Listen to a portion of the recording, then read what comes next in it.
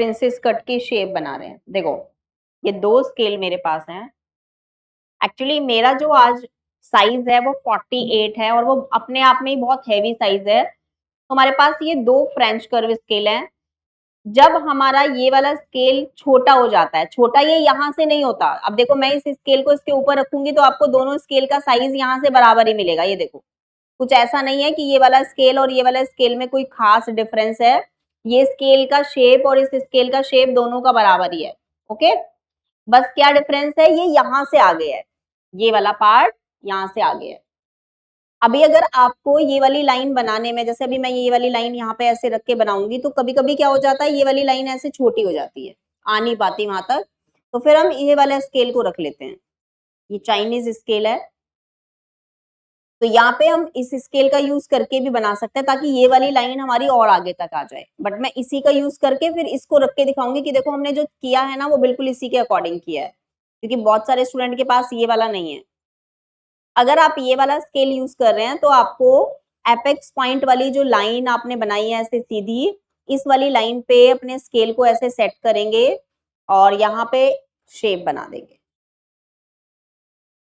अब देखो यहाँ पे आपको ये डार्ट निकालने की जरूरत नहीं है। डार्ट क्यों निकालेंगे हम, यहाँ पे डार्ट निकालेंगे तो हमारा तो ब्लाउज ही टाइट हो जाएगा, क्योंकि हमने तो already upper bust divided by 4 लिया है। तो यहाँ पे डार्ट निकालने की जरूरत ही नहीं है। अब चलो सिर्फ शेप बनाना है, प्रिंसेस वाला शेप।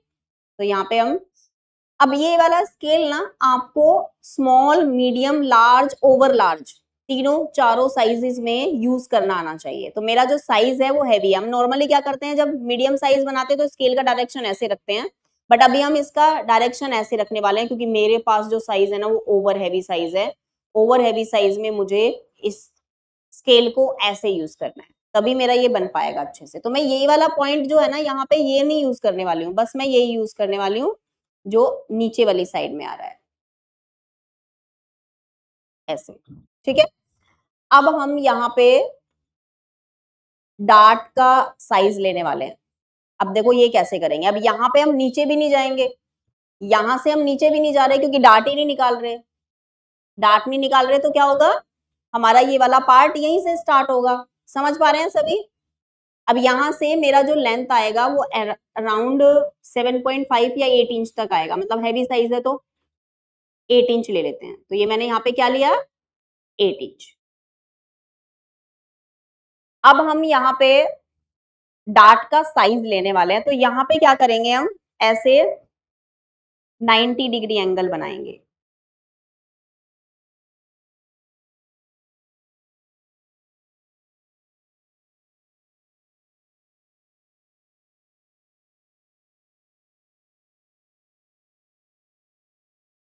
ये मेरा जो एंगल है ये 90 डिग्री बन गया। अब हम यहाँ पे अपना साइज देख लेते हैं। देखो कैसे देखेंगे, हमें यहाँ पे वेस्ट मेजर करना है अपना। तो ये वाला जो साइज है यहाँ से यहाँ तक का, स्टिचिंग मार्जिन भी अगर इसी में ले रहे हैं थोड़ा सा, मेरा यहाँ पे आ गया 4.25। ठीक है, अब 4.25 यहाँ पे रखते हैं। अब मैं देखती हूँ मेरा जो वेस्ट साइज है वो कितना है, चेक कर लेते हैं। मुझे नहीं पता, मुझे भूल गई हूँ। वेस्ट साइज है हमारा 42।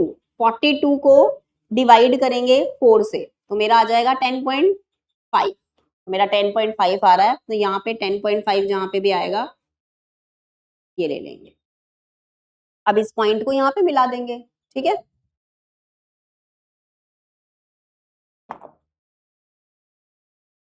इस पॉइंट को ऐसे मिला रहा है, फ्रेंच कर्व स्केल ऐसे रखना है। अब मैं ये लाइन चेक करने वाली हूँ, मेरा ये लाइन कितना आया है। यहाँ से यहाँ तक का लाइन आया है अराउंड, मैं 5 इंच ले रही हूँ इसको, 5 इंच। इसको से मिला देंगे। अब यहाँ से भी हम चेक करेंगे कितने पे आ जाएगा, 5 इंच यहाँ पे आ रहा है। अब ये जो साइड वाला पॉइंट है इसको हम थोड़ा सा ऐसे ले लेंगे।